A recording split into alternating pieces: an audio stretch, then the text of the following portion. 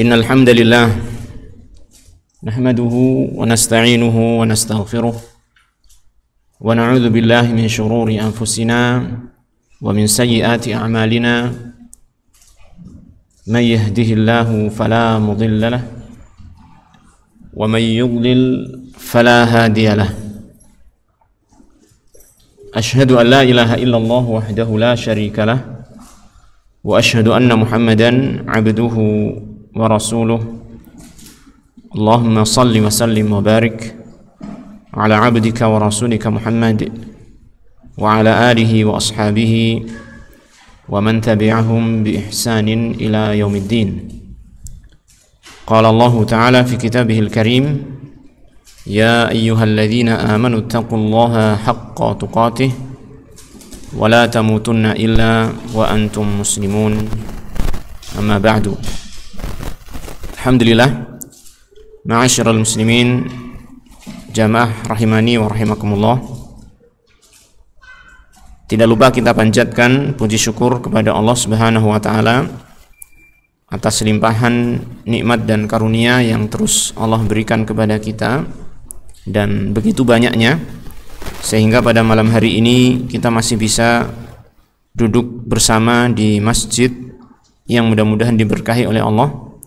Demikian pula mudah-mudahan majelis kita ini diberkahi dan dirahmati oleh Allah Subhanahu wa taala, di mana kita duduk-duduk di majelis ini insyaallah untuk mempelajari agama Allah, memperdalam akidah kita yang menjadi dasar landasan pondasi bagi agama kita, bagi ketakwaan kita kepada Allah Subhanahu wa taala, yang mana ketakwaan ini nanti akan menjadi bekal kita menuju perjumpaan kita dengan Allah Ta'ala, sebagaimana yang Allah firmankan, wa tazawwadu fa inna khairaz zadi at-taqwa.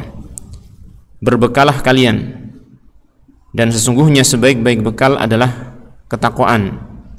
Maka ketika kita harus membekali diri kita dengan ketakwaan, yaitu melaksanakan perintah Allah dan menjauhi larangannya, yang itu tidak bisa kita wujudkan kecuali dengan pondasi yang benar dan kuat, maka sangat penting bagi kita untuk memperdalam, mempelajari akidah kita dengan lebih dalam lagi. Karena dengan kuatnya akidah dan dengan benarnya akidah serta kuatnya akidah ini, maka insya Allah akan semakin menguatkan ketakwaan kita kepada Allah Subhanahu wa taala. Ma'asyiral ikhwah, a'azzanillah wa iyyakum jami'an. Pembahasan kita dari kitab Aqidah At-Tauhid wa Bayanu ma yudadduha yang ditulis oleh Syekh Shalih bin Fauzan Al-Fauzan hafizahullah taala. Pada pertemuan terakhir kita sudah mengambil pasal yang kelima, sebagian darinya, yaitu tentang penjelasan fi bayani mafahim khati'ah fi tahdidil ibadah. Penjelasan pemahaman-pemahaman yang keliru di dalam ini menentukan ataupun membatasi hakikat ibadah. Yang mana pada pertemuan kemarin kita sudah membaca sebagian dari pasal ini, di mana penulis menyampaikan prinsip-prinsip yang penting di dalam ibadah.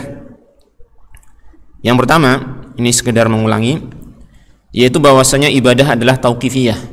Ibadah adalah apa? Tauqifiyah. Maknanya ibadah itu harus berlandaskan dalil. Artinya tidak bisa kita menyatakan sesuatu perkara, terutama yang ibadah mahdhah, terutama yang apa? Ibadah mahdhah. Tidak bisa kita menentukan itu sebagai ibadah kecuali dengan adanya dalil dari Alkitab dan As-Sunnah, ya. Dengan adanya dalil dari Alkitab dan As-Sunnah. Kenapa demikian? Kemarin sudah kita jelaskan, karena ibadah ini terkait dengan kecintaan Allah dan keridhaan Allah Tabaraka wa Ta'ala terhadap suatu ucapan dan perbuatan yang lahir ataupun yang batin.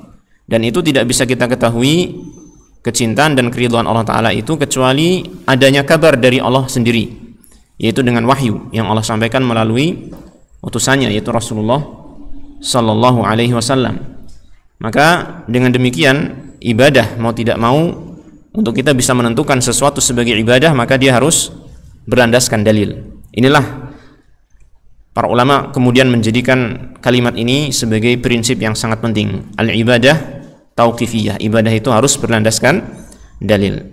Sehingga kemarin juga disampaikan bahwasanya apabila ada seseorang yang menganggap sesuatu sebagai ibadah padahal tidak ada tuntunannya, maka itu akan tertolak sebagaimana dalam hadis yang sudah disampaikan, man amila amalan laisa alaihi amruna fahuwa raddun, dan itulah yang disebut oleh para ulama bahkan oleh Rasulullah SAW sebagai apa? Bid'ah, sebagai apa? Perkara yang baru dalam agama. Kemudian prinsip yang kedua yang telah kita pelajari kemarin adalah bahwasanya dalam kita melaksanakan ibadah yang itu ada dalilnya, maka hendaknya kita melaksanakannya dengan secara istiqomah sesuai dengan apa yang Allah perintahkan. Apa makna istiqomah? Yaitu tidak menyimpang ke kanan ataupun ke kiri, bersikap pertengahan, ya kan? Tidak menyimpang ke kanan ataupun ke kiri, bersikap pertengahan. Dan itu tentunya akan bisa terwujud apabila kita mengikuti perintah Allah sebagaimana dalam firman-Nya, fastaqim kama umirta, istiqomahlah kamu sebagaimana kamu diperintah. Dan Allah Ta'ala mengatakan di akhir ayat ini, wala tadghaw, dan janganlah melampaui batas. Maka prinsip yang sangat penting untuk kita kerjakan dalam ibadah kita kepada Allah Ta'ala adalah di dalam kita beribadah bersikap pertengahan, bersikap tengah, ya, bersikap seimbang, tidak melampaui batas dan tidak meremehkan. Nah, atas dasar inilah ma'asyiral muslimin rahimani wa rahimakumullah, penulis kemudian ingin menjelaskan kepada kita tentang pemahaman yang keliru terkait dengan masalah ibadah. Ini yang akan kita baca kelanjutan dari apa yang beliau tulis dalam pasal ini. Secara garis besar, setelah kita mengetahui prinsip yang kedua tadi, bahwasanya dalam beribadah kita harus bersikap tengah, ya kan? Tidak melampaui batas dan tidak meremehkan, tidak mengurang-urangi, maka berarti di sana tentunya ada dua kelompok besar yang menyimpang, ya kan? Ada dua kelompok besar yang menyimpang, yaitu kelompok yang melampaui batas dan kelompok yang meremehkan. Kelompok yang melampaui batas dan kelompok yang meremehkan.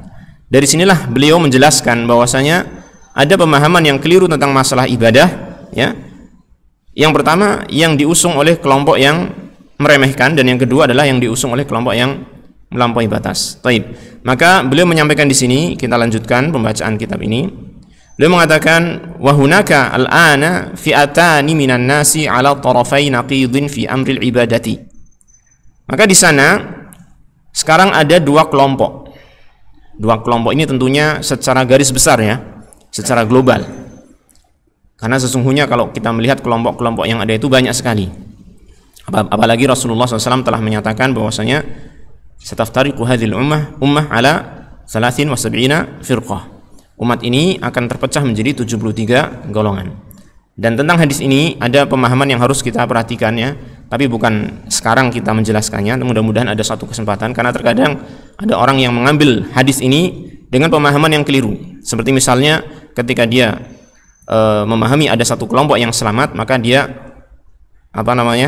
dia anggap kelompok yang selamat itu adalah kelompoknya dia sendiri, kemudian yang lain sesat, bahkan ada yang sampai mengkafirkan kelompok-kelompok yang lain. Maka ini keliru, tidak seperti pemahaman para ulama tentang hadis iftiraqul ummah ini. Tapi ini bukan waktu kita untuk menjelaskan hadis ini. Hanya saja saya mengisyaratkan bahwasanya kelompok-kelompok yang menyimpang itu sebenarnya banyak, tidak hanya dua.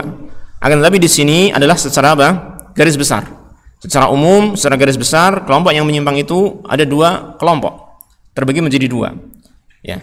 Yang mana mereka ala tarafai naqidin, mereka berada di dua ujung yang berlawanan.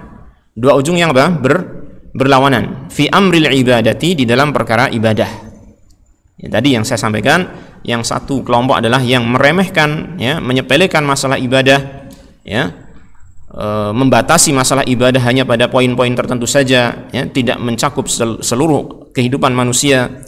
Dan kelompok yang lain yang berlebih-lebihan di dalam masalah ibadah sehingga dia menganggap agama ini tidaklah cukup untuk dia mendapatkan keselamatan dunia akhirat. Dia harus melakukan hal yang lebih dari apa yang dituntunkan oleh Rasulullah sallallahu alaihi wasallam, ya. Maka beliau menjelaskan yang pertama,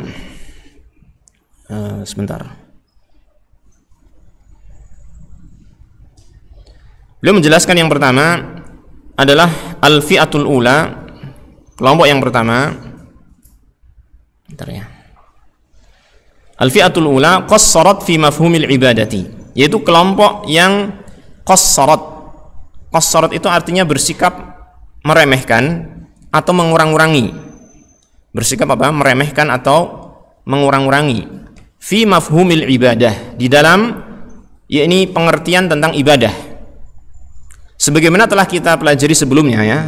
Semoga kita masih ingat bahwasanya ibadah menurut syariat Islam ya, maka itu syamilah, mencakup semua lini kehidupan manusia. Sehingga sampai pernah kita katakan kalau seseorang itu memiliki ilmunya, bisa dia itu menjadikan apa? 24 jam yang dia lalui itu bernilai apa? Ibadah. Karena ibadah itu mencakup seluruh kehidupan manusia. Tinggal tergantung seberapa kuat atau seberapa besar, seberapa dalam ilmunya dan seberapa kuat zikir dia. Maksudnya ingat dia di dalam melaksanakan ilmu ini. Karena tidak mungkin seseorang itu hanya sekedar berilmu saja tetapi tidak ingat kepada Allah kemudian dia bisa mewujudkan ibadah. Tentunya dia perlu adanya tadzakkur, ya kan, mengingat-ingat senantiasa bahwasanya ini adalah ibadah. Karena manusia itu kadang apa? Lupa dan lalai. Nah, sehingga ketika lupa dan lalai tersebut, apa yang seharusnya dia menjadi ibadah akhirnya apa? Tidak menjadi ibadah. Nah, baik. Intinya bahwasanya sebagaimana telah kita ketahui bahwasanya ibadah itu apa? Kemarin mencakup seluruh kehidupan manusia, ya, seluruh lini kehidupan manusia. Ternyata di sini ada satu kelompok ini saya katakan tadi banyak ya maksudnya ya. Satu kelompok yang mereka itu bersikap meremehkan, bersikap menyepelekan, ya, mengurang-urangi tentang pemahaman dalam masalah ibadah. Wa tasahalat fi adaiha, sehingga berakibat apa? Tasahalat. Dia pun akhirnya bermudah-mudahan di dalam melaksanakan ibadah. Ya. Hatta attalat katsiran min anwa'iha, sehingga kelompok ini pun akhirnya mengosongkan atau meniadakan, ya, banyak dari macam-macam ibadah. Wa qasaratha ala a'malin mahdudatin, dan dia hanya membatasi pada amalan-amalan tertentu, wa sya'aira qalilatin, dan syiar-syiar yang sedikit, tu'adda fil masjidi faqat, yang hanya dilaksanakan di masjid saja. Jadi ini satu kelompok yang memahami, oh, ibadah itu ya hanya urusan manusia dengan Tuhannya, ya kan? Ibadah dia dengan Allah Ta'ala. Ketika dia sholat misalnya, itulah ibadah. Adapun dalam permasalahan dia dengan keluarganya, permasalahan dia dengan masyarakatnya, bahkan sampai kenegaraannya, tidak ada nilai ibadah di sana. Tidak perlu kita menggunakan syariat Islam. Tidak ada ibadah itu di situ, gitu ya. Jadi dianggapnya ibadah itu hanya sebatas hubungan manusia dengan Allah yang dilaksanakan di masjid. Dia menganggap wala majala lil ibadati fil bait. Dia menganggap tidak ada ruang untuk beribadah di rumah. Ketika dia bercanda dengan istrinya, dia anggap itu perkara biasa, bukan perkara ibadah. Ketika dia berhubungan badan dengan istrinya, dia anggap itu bukan perkara ibadah. Ketika dia bercanda dengan anaknya, dia anggap dia bukan perkara ibadah. Padahal seperti yang sudah kita sampaikan, itu bisa berubah menjadi apa? Ibadah, walaupun asalnya apa? Asalnya bukan ibadah. Betul tidak? Masih ingat ya? Ini asalnya bukan ibadah, tapi bisa menjadi apa? Ibadah. Taib.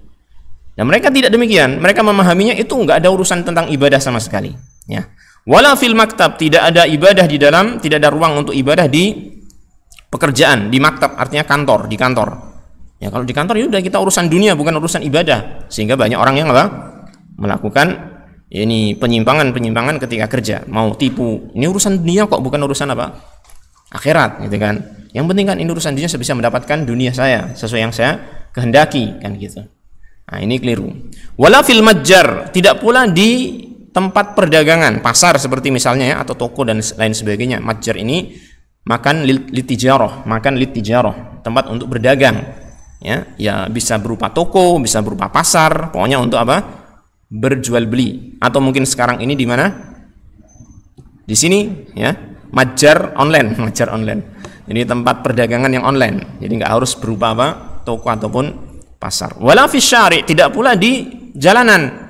Oh, di jalan tuh nggak ada nilai ibadah. Wis, akhirnya apa? Di jalan itu ngebut sakar PDW gitu. Terus apa? Ada lampu merah dibablas saja.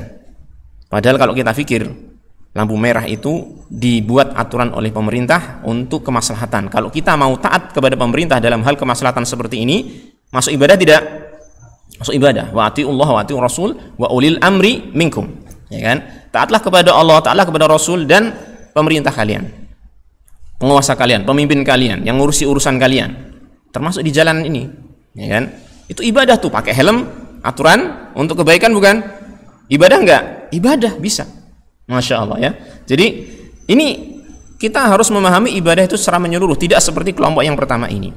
Wala fil muamalat, tidak pula di dalam interaksi sesama manusia. Muamalat, ya, muamalat entah itu perdagangan ataupun interaksi sesama manusia, mereka menganggap di sana tidak ada nilai ibadah. Wala fis siyasah, ini tidak pula di dalam politik, dianggapnya politik itu tidak ada kaitannya dengan masalah ibadah. Walal hukmi fil munazaat, tidak pula di dalam memberikan hukum dalam perkara-perkara yang diperselisihkan oleh manusia. Jadi dalam masalah peradilan, dalam masalah peradilan dianggapnya itu tidak ada urusannya dengan syariat Islam, tidak ada urusannya dengan ibadah, padahal semuanya ada kaitannya dengan ibadah. Wala ghairi dzalika min syu'unil hayah, dan selain daripada itu dari urusan-urusan kehidupan manusia dianggap bukan termasuk ibadah.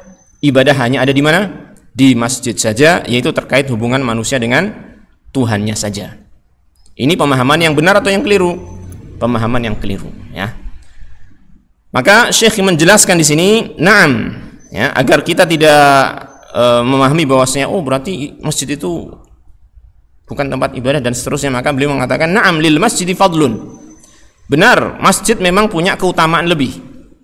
Ya, ini dalam masalah ibadah ini tadi kita sudah menjelaskan mencakup seluruh tempat yang ada, ya. Tidak hanya di masjid saja. Namun di sini beliau ingin menegaskan bahwasanya masjid itu punya keutamaan, betul. Ya, artinya tidak kita ketika kita membantah orang tersebut kelompok pertama ini, bukan berarti kita mengatakan bahwasanya masjid dengan tempat lain itu sama. Semuanya tempat untuk ibadah, tidak ada bedanya masjid dengan matjar tadi apa? Tempat perdagangan, tidak ada bedanya masjid dengan sekolahan, tidak bedanya masjid dengan toko, tidak bedanya masjid dengan kantor, dengan rumah. Tidak demikian. Tetap kita memahami bahwasanya masjid memiliki keutamaan. Maka beliau mengatakan na'am lil masjidi fadlun. Memang betul masjid itu punya keutamaan lebih, ya. Bahkan disebutkan dalam sebuah hadis, habul biladi ilallahi masajiduha. Ya, tempat yang paling disukai oleh Allah Ta'ala adalah apa? Masjid-masjidnya. Dan yang paling dibenci adalah pasar-pasarnya, ya. Meskipun demikian tetap kita tidak mengatakan pasar bukan tempat untuk ibadah. Maksudnya tidak ada nilai ibadah di sana. Kita bisa mencari nilai ibadah di pasar, gitu ya. Nah, jadi kita memahami dengan secara proporsional, seimbang, ya, tidak salah ke kanan ataupun ke kiri. Nah, na'am lil masjidi fadlun. Memang betul masjid itu punya keutamaan. Wa yajibu an tu'adda fihi shalawatul khamsu, dan wajib untuk dilaksanakan, ditegakkan atau ditunaikan di masjid tersebut salat yang 5 waktu, terutama bagi siapa? Kaum laki-laki. Walakinnal ibadata, akan tetapi ibadah, ini kita masih membahas tentang masalah hakikat ibadah itu tidak hanya terbatas di masjid. Walakinnal ibadata tashmalu kulla hayatil muslim, akan tetapi ibadah itu mencakup semua kehidupan muslim, dakhilal masjidi wa kharijahu, baik di dalam masjid ataupun di luar masjid. Ya, jelas ya ini ya. Jadi ini kelompok yang menyimpang. Yang pertama, belajarnya tentang kelompok yang menyimpang. Nanti nyimpang-nyimpangkan orang. Enggak, ini untuk kita berhati-hati ya. Untuk kita berhati-hati agar tidak memiliki pemahaman seperti mereka, dan agar kita bisa memahami ibadah dengan sebaik-baiknya dan sebenar-benarnya. Nah, taib. Untuk melengkapi pembahasan ini yang tentang masalah bahwasanya ibadah, walaupun kita sudah sampaikan dahulu ya, bahwasanya ibadah ini tidak hanya terkhusus di masjid tetapi bisa dilakukan di mana-mana tempat, ya, dan tidak hanya mencakup hubungan antara manusia dengan Allah Ta'ala saja, tetapi juga ada kaitannya dengan hubungan manusia dengan sesama manusia, bisa bernilai ibadah. Saya sampaikan di sini, saya bawakan dalil-dalil yakni terkait dengan masalah ini. Ya, sebentar. Ini tapi saya nggak nampilkan di sini ya, nggak nampilkan di layar. Atau mau ditampilkan? Ya, nanti kelamaan ya. Tampilkan nggak? Tampilkan aja ya. Coret-coret nggak apa ya. Nah ini, kelihatan nggak? Ya, dilihat-lihat lah, usahakan bisa kelihatan. Kecil ini. Nanti kalau pengen lihat lebih jelas mungkin di rekamannya ya, di YouTube. Baik, dikatakan di sini di antara dalil yang menunjukkan bahwa ibadah mencakup seluruh kehidupan manusia, tidak hanya terbatas pada ritual-ritual khusus yang dilakukan di masjid, adalah satu. Nabi SAW pernah bersabda kepada Sa'ad bin Abi Waqqas radhiyallahu anhu, ketika Sa'ad bin Abi Waqqas ketika itu terkena penyakit ya, yang dia khawatir akan meninggal dunia, maka kemudian dia ingin berwasiat untuk anaknya yang satu-satunya anak itu, ketika itu tapi ya, dia ingin mewasiatkan hartanya, saya lupa pertamanya berapa, seluruhnya atau separuhnya, kemudian intinya Rasulullah mengatakan itu terlalu banyak, sampai akhirnya Sa'ad bin Abi Waqqas mengatakan sepertiga, lalu beliau mengatakan as-sulus was-sulusu katsir, sepertiga, ya sepertiga nggak apa-apa kamu wasiatkan sepertiga, tetapi itu sudah banyak banget ya, artinya kalau misalkan bisa lebih kurang dari itu, kurang dari sepertiga, maka itu lebih bagus. Kenapa? Karena apabila kita meninggalkan anak keturunan kita dalam keadaan cukup, tidak meminta-minta, itu lebih baik. Itu alasan yang disampaikan oleh Rasulullah SAW. Kemudian beliau mengatakan, wa innaka lan tunfiqa nafaqatan tabtaghi biha wajhallah illa ujirta 'alaiha hatta ma taj'al fi imra'atik. Tidaklah kamu mengeluarkan nafkah yang kamu niatkan untuk mencari wajah Allah. Perhatikan ya, ini ada kalimat yang kamu niatkan untuk mencari wajah Allah, melainkan kamu akan diberi pahala atasnya. Melainkan kamu akan diberi pahala atasnya. Baik, sebentar. Barangkali bisa dibesarkan ya. Saya coba besarkan. Bisa enggak ya?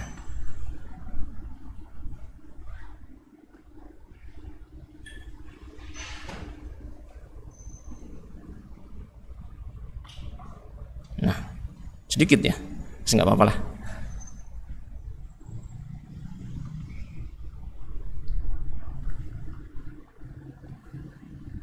Mana tadi? Hilang. Nah, ini dia. Tapi lumayan lah. Gak lumayan besar ya. Nah. Tidaklah kamu mengeluarkan nafkah yang kamu niatkan untuk mencari wajah Allah, melainkan kamu akan diberi pahala atasnya. Sampai pun apa yang kamu suapkan di mulut istrimu. Perhatikan. Kita mencari nafkah ya, kemudian kita berikan kepada anak istri kita. Ya. Bahkan kita mungkin kadang-kadang nyuapin istri ya. Itu bisa apa? Mendapatkan pahala.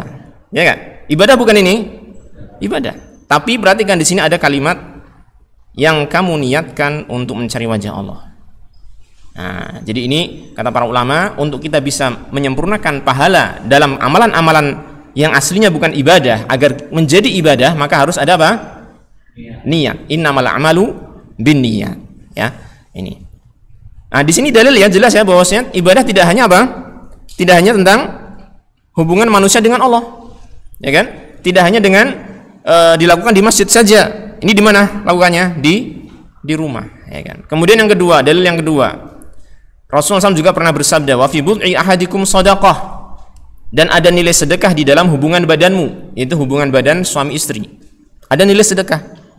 Padahal ini apa? Padahal ini apa? Perbuatan menyalurkan syahwat, yang biasanya syahwat itu identiknya dengan perkara yang jelek atau baik?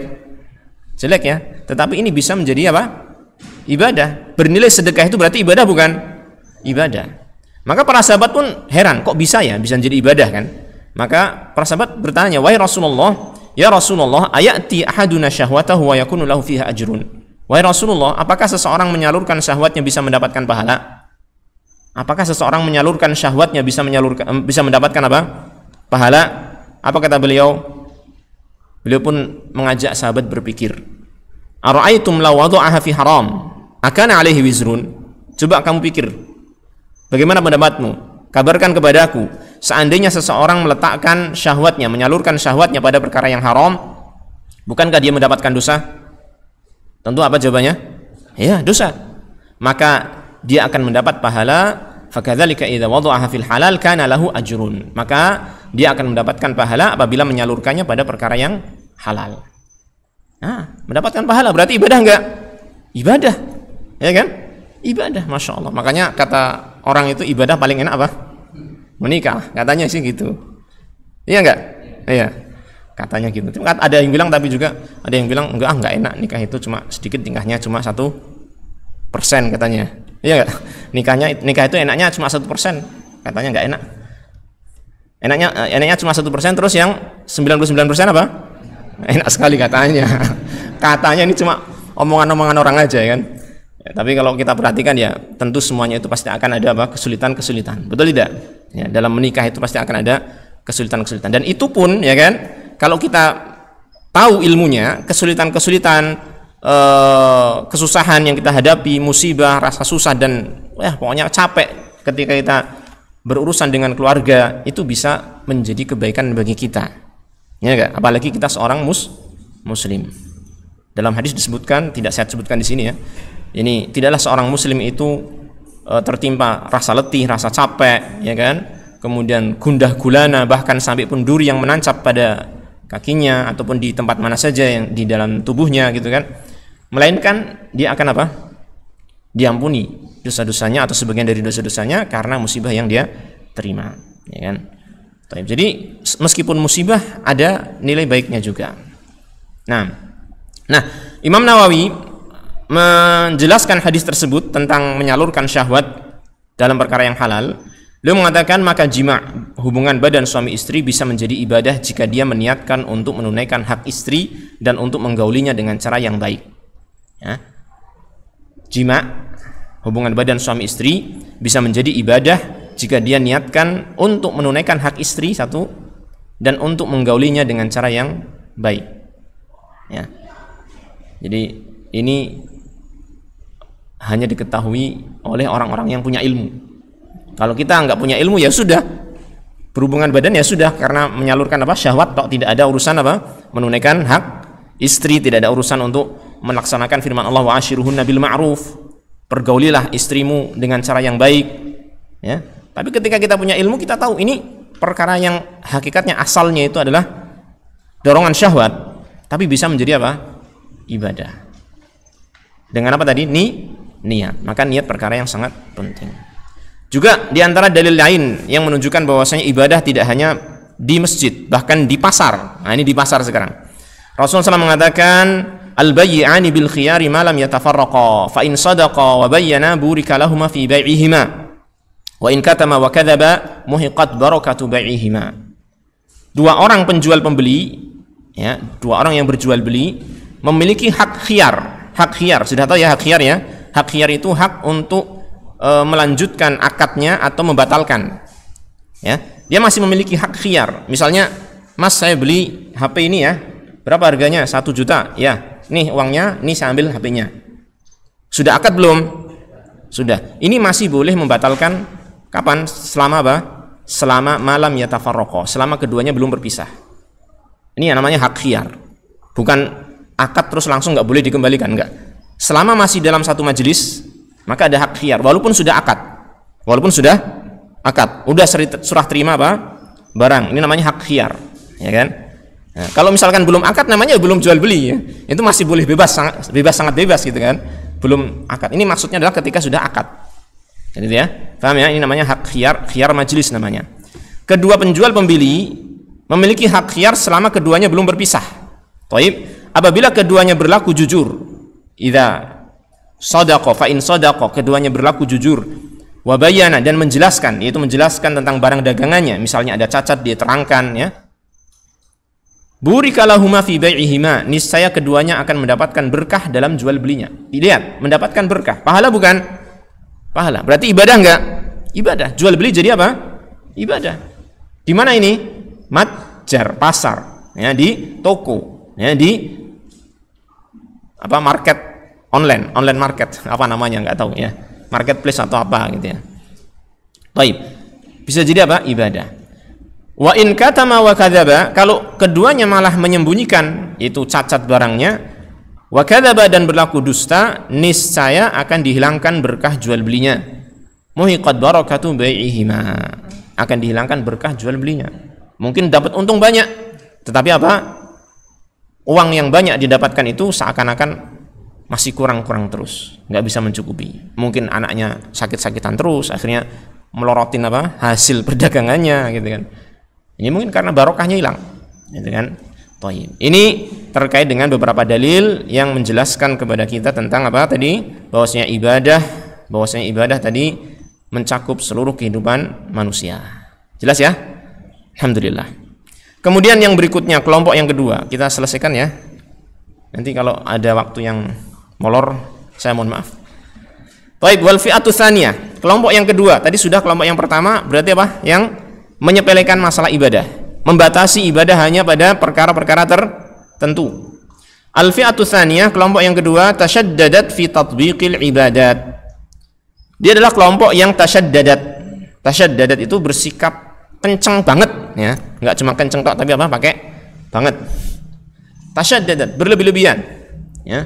Terlalu kenceng di dalam melaksanakan, dalam menerapkan ibadah ila haddit tatarruf, sehingga mencapai batas tatarruf. Tatarruf itu melampaui batas, sampai batas melampaui batas ya, sehingga apa? Farafa'atil mustahabbati ila martabatil wajibat, sehingga akhirnya orang tersebut atau kelompok ini ya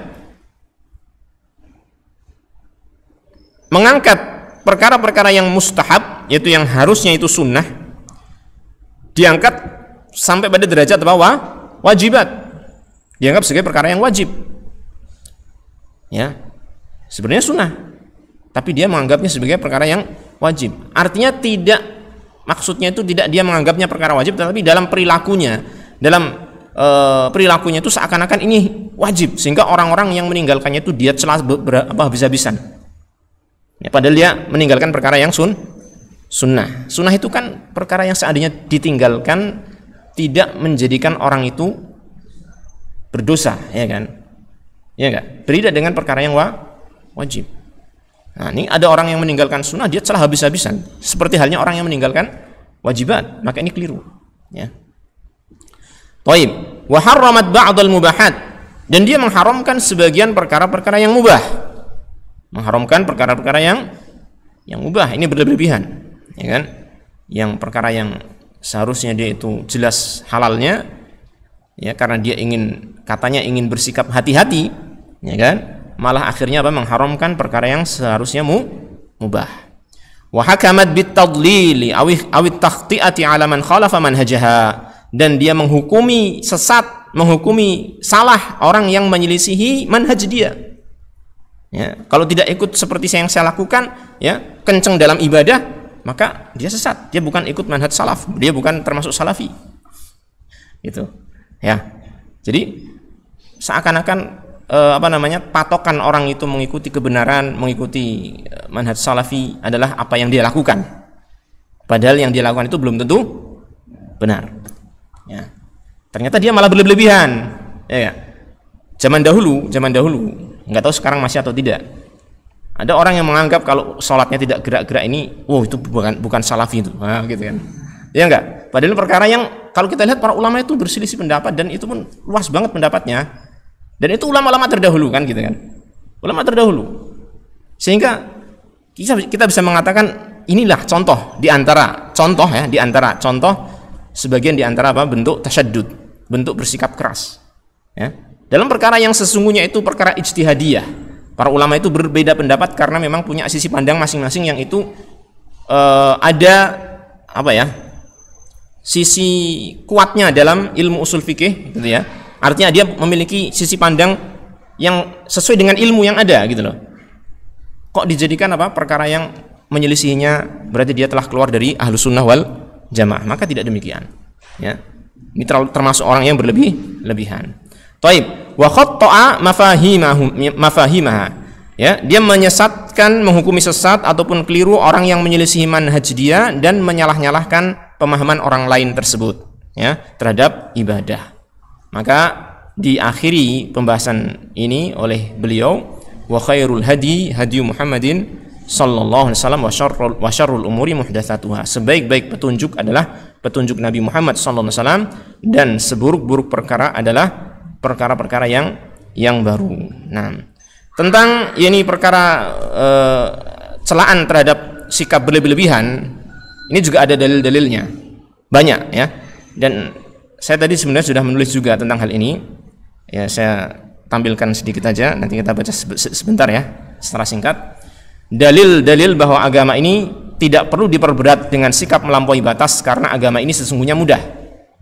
Jadi agama ini Allah Ta'ala syariatkan dengan agama yang mudah, sebagai agama yang mudah, bukan agama yang berat. Apa artinya mudah? Apakah sesuai dengan hawa nafsu? Bukan.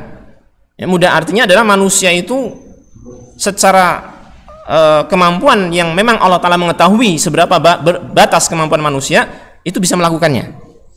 Bahkan selain itu Allah Ta'ala memberikan banyak keringanan-keringanan ketika terjadi perkara yang lebih berat. Ya, ini mudah agama ini. Maka Allah Ta'ala berfirman ya, dalam salah satu ayat, wajahidu fillahi haqqa jihadih wajtabakum wa ma ja'ala 'alaikum fid din min haraj. Kita ambil yang bagian belakangnya ini langsung. Tidaklah Allah Ta'ala menjadikan kesulitan atasmu di dalam agama ini. Artinya dalam agama ini sebenarnya tidak ada kesulitan untuk kita melaksanakan. Adapun masyaqqah, ya, masyaqqah kesulitan ataupun kesusahan yang kita dapati untuk melaksanakan ibadah itu adalah wajar. Siam, ya enggak? Sulit enggak? Menahan lapar, menahan haus sulit enggak? Tapi itu masih dalam batas kewajaran manusia mampu melakukannya. Ya.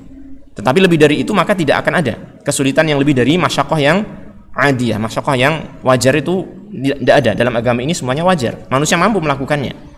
Ya kan? Dalam ayat lain Allah Ta'ala mengatakan yuridullahu bikumul yusra wa la yuridu bikumul usra.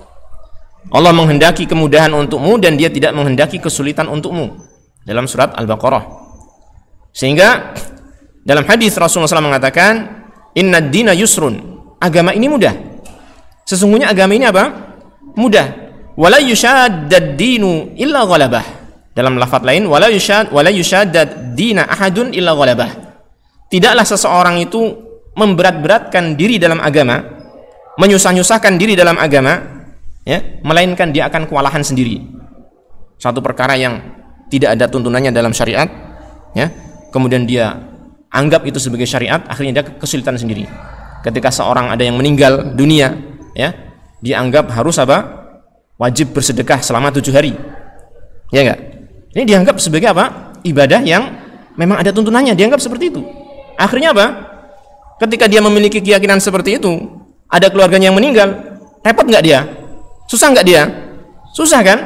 Harus utang sini, utang sana, padahal dia nggak punya. Padahal tuntunan Rasulullah SAW itu apa? Ketika ada orang yang meninggal dunia, tetangganya yang harusnya membantu dia memasakkan, ya kan? Memberikan makanan dan lain sebagainya. Nah, ini ketika seseorang memberat-beratkan diri dalam agama, maka akan kesulitan sendiri, kewalahan.